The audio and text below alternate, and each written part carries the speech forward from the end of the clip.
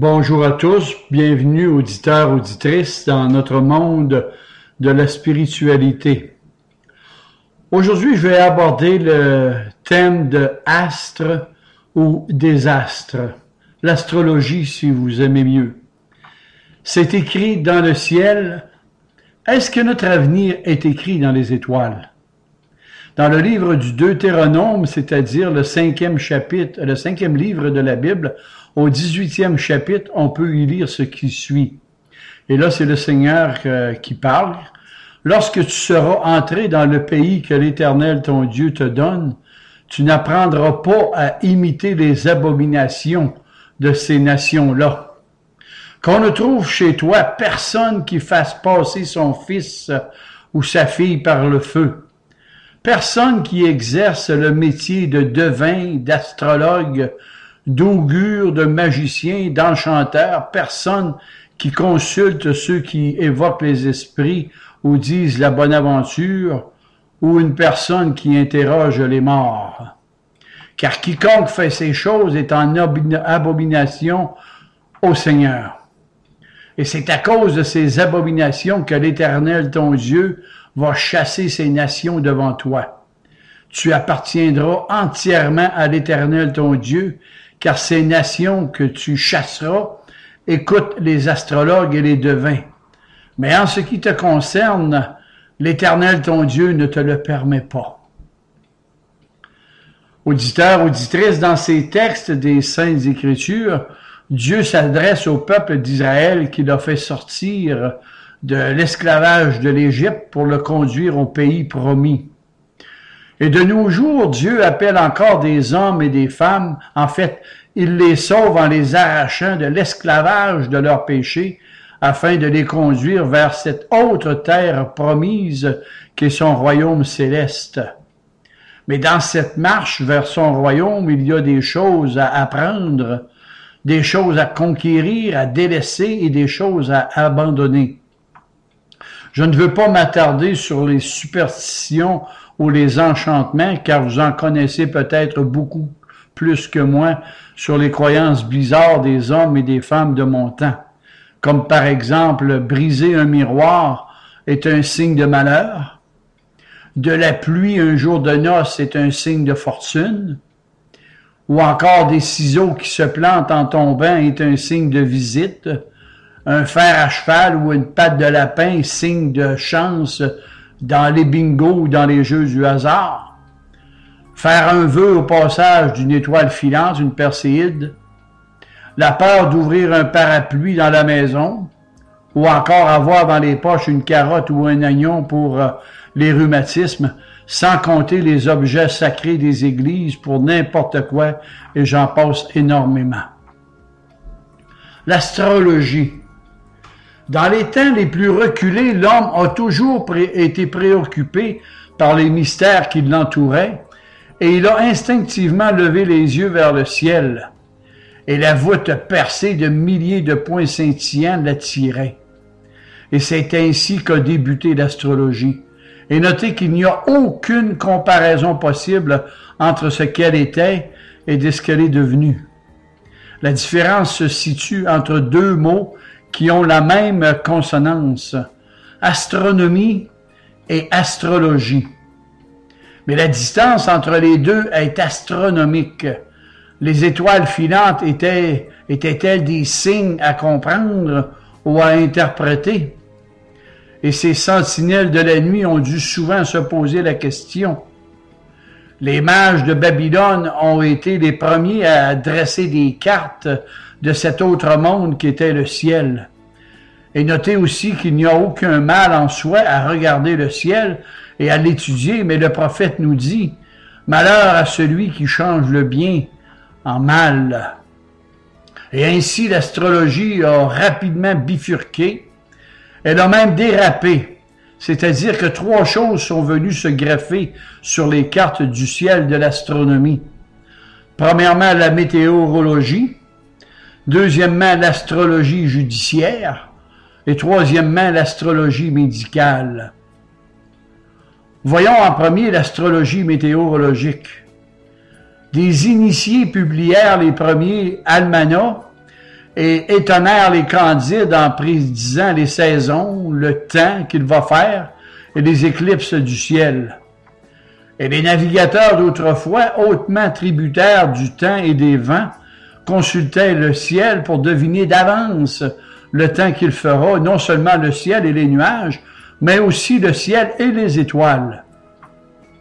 Deuxièmement, l'astrologie médicale. C'est celle qui apprécie les chances que je place, entre parenthèses. Elle prétend expliquer et orienter la vie des gens d'après le mouvement des étoiles.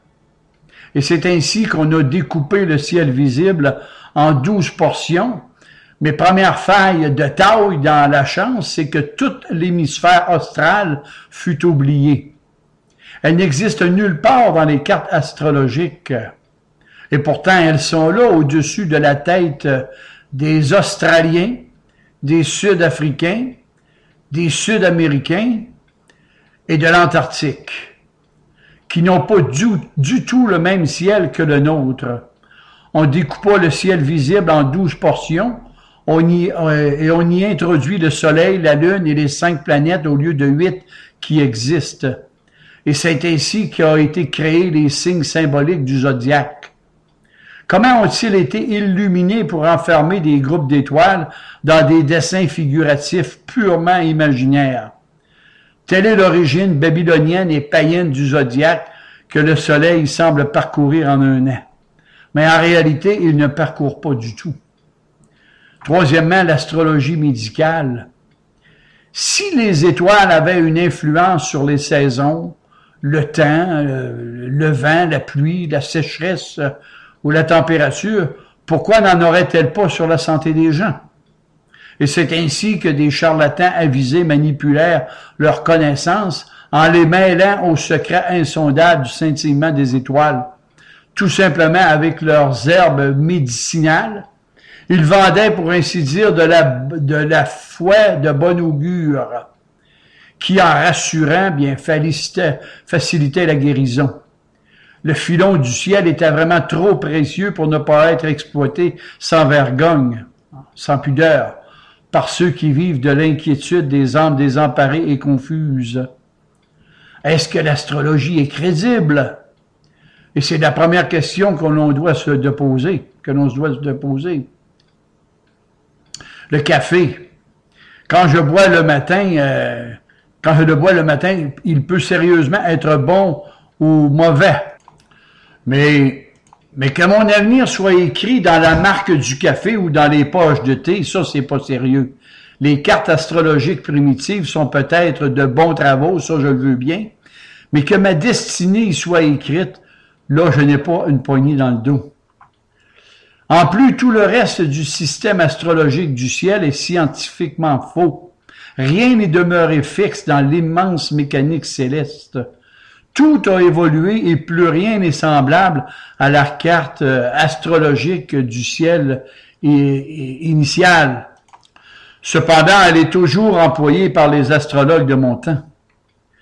Un enfant de 7 ans sait aujourd'hui que le ciel ne tourne pas autour de la Terre, mais bien l'inverse.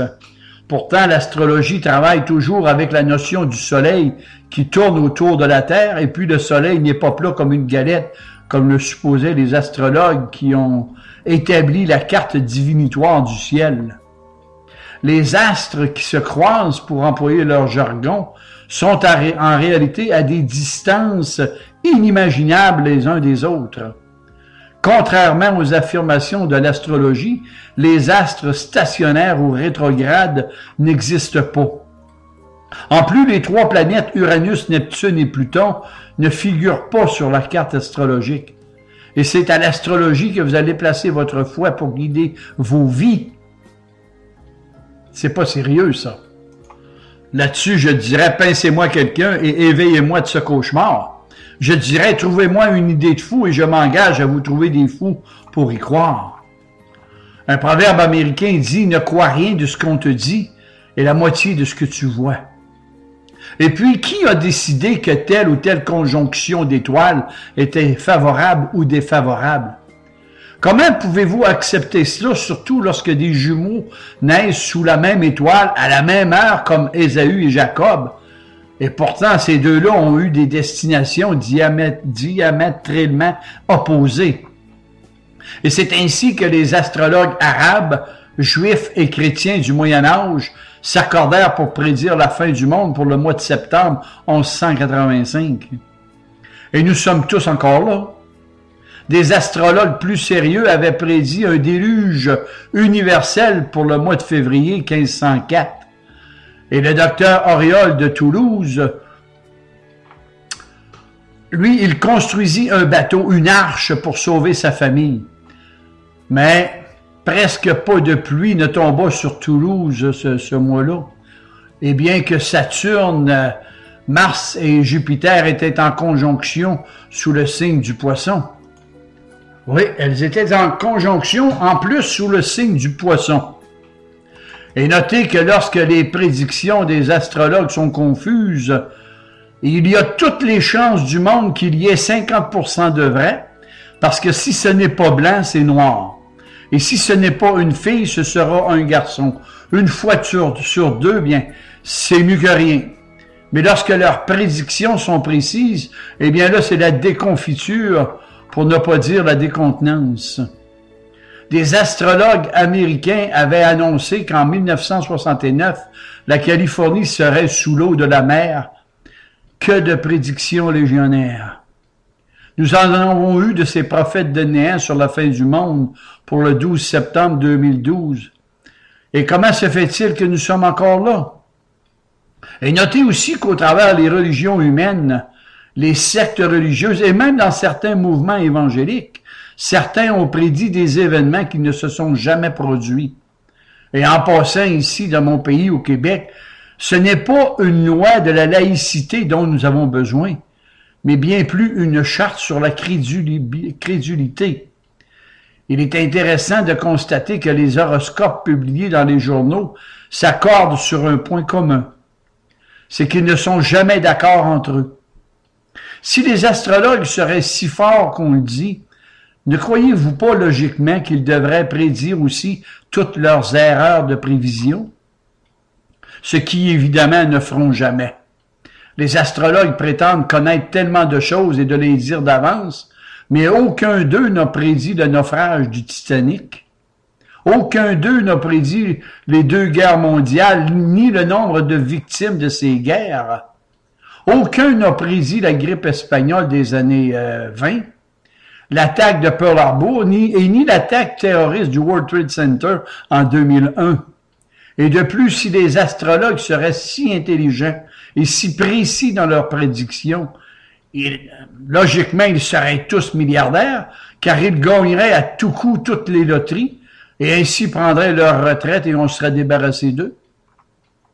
Le danger de tout cela, les dangers de tout cela, auditeurs, auditrices, laissez-moi vous poser 1 ou 2 questions personnelles. Est-ce que vous pourriez me citer par cœur les noms des 12 tribus d'Israël? Pourriez-vous me citer dans l'ordre les 12 petits prophètes de l'Ancien Testament? Pourriez-vous me citer les noms des 12 apôtres? Et pourtant, si vous êtes d'authentiques chrétiens depuis plusieurs années et que vous lisez votre Bible régulièrement, vous ne devriez pas être embarrassés. Je reviens à mon sujet. Ce n'est pas le hasard des choses que j'emploie le chiffre 12, parce qu'il y a 12 signes du zodiaque. Et pourtant, ces faux prophètes de l'astrologie connaissent par cœur tous les noms du zodiaque.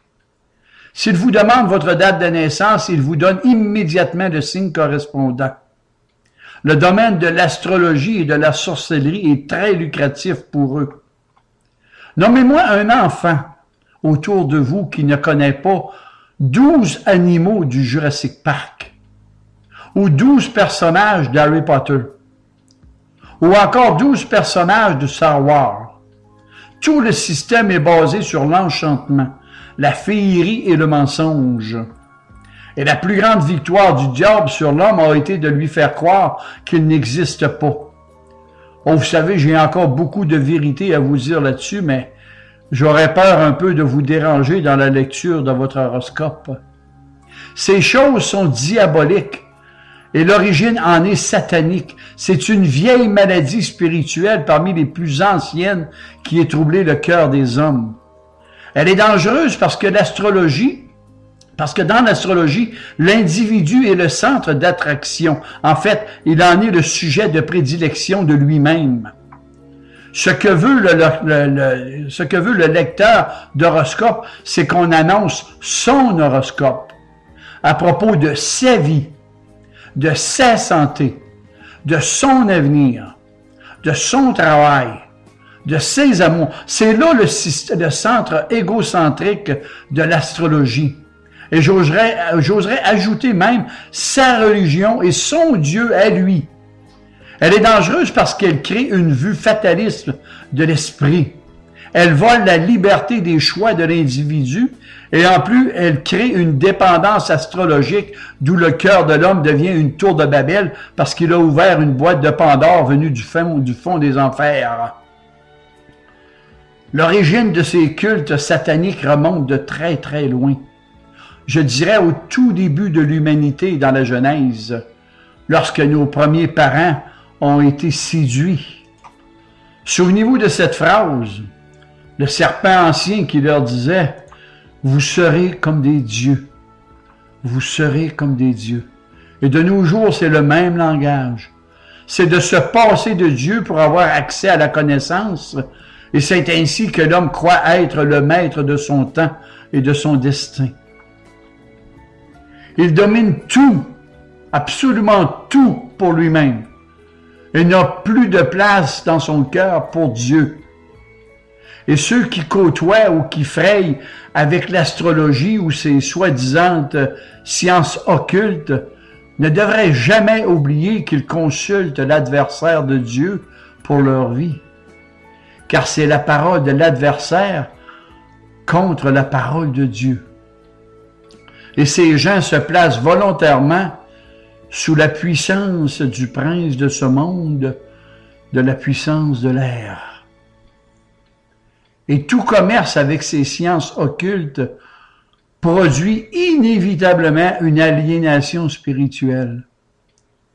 Je vous recommande de lire le livre d'Ésaïe et même du prophète Jérémie dans la Bible. Vous allez trouver que c'est légion d'avertissements là-dedans pour le Seigneur. Et dans notre monde, je ne sais pas combien cherchent le Seigneur, mais ils ne le peuvent pas parce qu'il y a ces liens occultes qui habitent leur cœur. Voyons l'éveil de l'occultisme. Nous assistons de nos jours, au tout début de ce 21e siècle, à un véritable, je dirais oui, un véritable réveil d'occultisme. Une prolifération d'un nouvel âge composé d'offres sataniques à bord ouvert et à volonté, s'il vous plaît.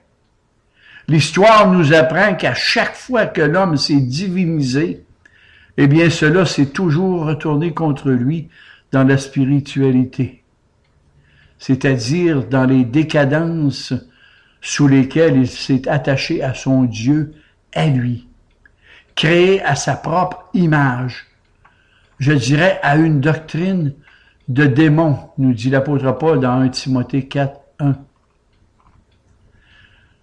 Une astrologue populaire en France, qui se nommait Madame Soleil, qui est décédée, a dit que sa notoriété, sa popularité, elle était causée par l'abandon de la foi chrétienne, de plusieurs soi-disant chrétiens, évidemment. Et cette vague d'occultisme est le signe que les hommes sont de plus en plus comme des brebis sans berger. Et ils s'attachent, comme dit l'apôtre Paul, à des fables. En 2 Timothée 4,4. Le monde s'attache à des fables. Et la parole de Dieu est sans équivoque sur le sujet. Et je vais vous lire ce que Dieu dit. C'est-à-dire, quiconque fait ces choses, c'est-à-dire évoquer les esprits, dire la bonne aventure, interroger les morts, les devins, les astrologues, les augures, sont tous en abomination avec le Seigneur. Deutéronome 18, 12. Et le prophète Ésaïe, que je vous parlais tout à l'heure, nous donne encore beaucoup plus de précision, et je le cite. Il vous dit peut-être aujourd'hui, « Reste donc au milieu de tes enchantements. Reste donc au milieu de la multitude de tes sortilèges auxquels tu as consacré ton cœur et ton travail dès ta jeunesse. Oh, peut-être pourras-tu en tirer des profits, mais qu'il se lève donc et qu'il te sauve ceux qui connaissent le ciel, ceux qui observent les astres, ceux qui, d'après les nouvelles lunes, ce qui doit arriver. Et voici ce que dit le Seigneur. Ils sont comme de la paille. Le feu les consume et ils ne sauveront pas leur vie des flammes. Tel sera le sort de tous ceux que tu te fatigues à consulter. Et il n'y aura personne qui viendra à ton secours. Ésaïe 47 et les versets 12. Si vous entretenez le moindre rapport avec ces choses, vous vous prostituez spirituellement parlant. Si vous ajoutez foi à ces forces occultes, vous entrez en alliance avec les puissances démoniaques. Et croyez-moi, les démons en alliance avec vous ne lâchent pas facilement leurs partenaires. Qu'est-ce que vous pouvez faire? Que puis-je faire? Oh, pour en être délivré, ne vous tournez jamais vers l'exorcisme, parce que mieux que ça, c'est pire. Non, oh que non. Il vous faut une repentance à salut qui vient du Seigneur et qui seul peut sonder votre cœur. Et là-dessus, je vous propose le sermon numéro 5 sur mon site. La repentance, la vraie repentance, soit de dire au Seigneur cette interdiction que vous avez violée, tout comme les autres péchés qui règnent en roi et maître dans votre cœur, comme vos impudicités, vos vols, vos sacres, vos mensonges, vos adultères, vos convoitises, et là j'en passe et vous le savez mieux que moi. Il vous faut aussi vous séparer de tout ustensile qui s'y rapporte, comme les livres inappropriés sur ce sujet. Il y a un passage dans le livre des Actes, chapitre 19, et je vais prendre simplement le verset 19, sur les Juifs exorcisme. Et il est écrit, « Et un certain nombre de ceux qui avaient exercé les arts magiques, ayant apporté leurs livres, les brûlèrent devant tout le monde. Et on estima la valeur à 50 000 pièces d'argent. » Combien ça vaudrait aujourd'hui? Peut-être plusieurs véhicules Mercedes, je ne sais pas. C'est-à-dire de vous débarrasser de vos idoles qui règnent dans vos cœurs, de vous débarrasser de vos pendules magiques, de vos formules imprimées, de vous débarrasser de vos bagues soi-disant magnétiques, de vos boules de cristal, de vos amulettes, de vos cartes, bref, tout ce qui a un lien avec la divination. Et comme l'a dit un spécialiste un jour, il faudra parfois confesser un lien d'hérédité, c'est-à-dire de se séparer des pratiques qui se font peut-être dans vos propres familles. Aussi d'aller demander secours à celui qui peut vous libérer. Et celui qui peut vous libérer, c'est le même personnage qui a délivré Marie de Magdala de 7 démons. Et le chiffre 7 est un chiffre de plénitude. Elle avait quantité inouïe de démons, Marie de Magdala, et elle a été délivrée par ce personnage. Et sur ce sujet, je vous propose le sermon numéro 27 sur notre site. Allez à lui, à ce personnage, maintenant, aujourd'hui. Et pour finir, ce qui est important, ce n'est vraiment là, ce n'est pas de savoir si on est né sous tel ou tel signe, mais la priorité, c'est d'être né de nouveau. Non sous un signe, mais né de nouveau. Car si un homme n'est né de nouveau, il ne peut pas entrer dans le royaume du Seigneur. Et puis, notez que Dieu n'a jamais délégué ses pouvoirs aux étoiles. Jamais. Vous voyez ça en Ésaïe 42 et le verset 8.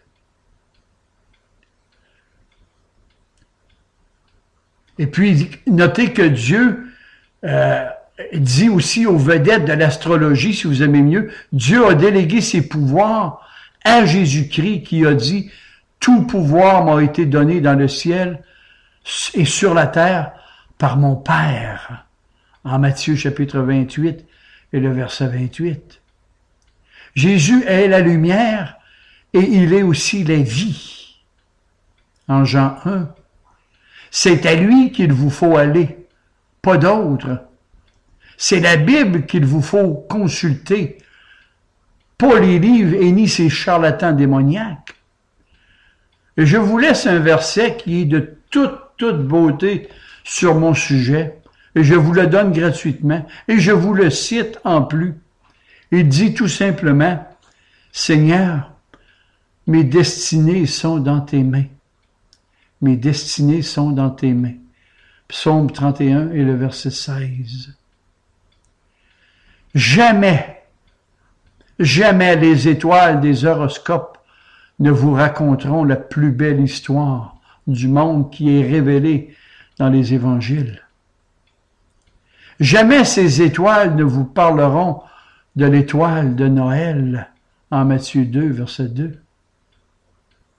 Jamais ces étoiles filantes ne vous parleront de vos péchés, ni du besoin d'un sauveur pour vos âmes qui ont été ensorcelées. En Marc 1,15.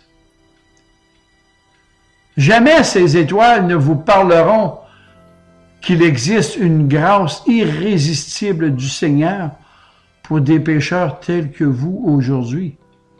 Car c'est par la grâce que vous êtes sauvés, par le moyen de la foi. Ce n'est pas par vos œuvres. C'est un don, c'est un cadeau que le Seigneur vous donne. Jamais ces étoiles ne vous dévoileront quoi que ce soit sur l'au-delà. Comme le message numéro 24 sur notre site internet, l'au-delà et après. Jamais ces étoiles éphémères ne vous diront qu'il y a un enfer à éviter et un paradis à saisir. Jamais ces vedettes étoilées ne vous conduiront au crucifix du calvaire. Jamais ces étoiles, ces ostensoirs ne vous diront que le sang de Jésus vous purifie de tout péché. Jamais ces étoiles à faible lumière ne vous parleront de l'assurance de la vie éternelle avec le Seigneur. Jamais ces astres errants ne vous diront que Jésus est vivant aujourd'hui et qu'il doit revenir très très bientôt. Jamais, jamais, oh que non, jamais. Seule la parole de Dieu nous le révèle. Et en terminant tout ce que je vous ai dit aujourd'hui, notez que l'apôtre Pierre l'avait très très bien compris. Aussi nous a-t-il dit dans son discours à la Pentecôte, et je le cite, l'apôtre Pierre vous dit, « Car il n'y a sous le ciel, aucun autre nom qui nous a été donné par lequel nous puissions être sauvés. » Et ce nom est tout simplement Jésus. Et ce nom veut dire, dans son sens propre, Dieu sauve. Sauveur. Dieu sauve. Et il n'y a sous le ciel aucun autre nom qui nous a été donné par lequel nous puissions être sauvés. Le personnage de Jésus-Christ. Le voulez-vous aujourd'hui? Allez à lui, à ses pieds, comme Marie. Sollicitez sa grâce. Soyez un nécessiteux de la grâce.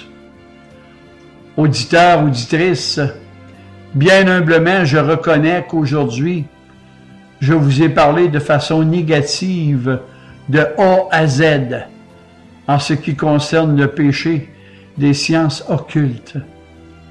Mais dites-vous une chose, de tout ce que je vous ai dit aujourd'hui, ça c'est écrit dans le ciel. Et que le Dieu de toute grâce puisse vous venir en aide si votre cœur est pris dans cet engrenage infernal. Et là-dessus, je ne peux qu'y apposer un Amen et Amen, et que le Seigneur vous aide.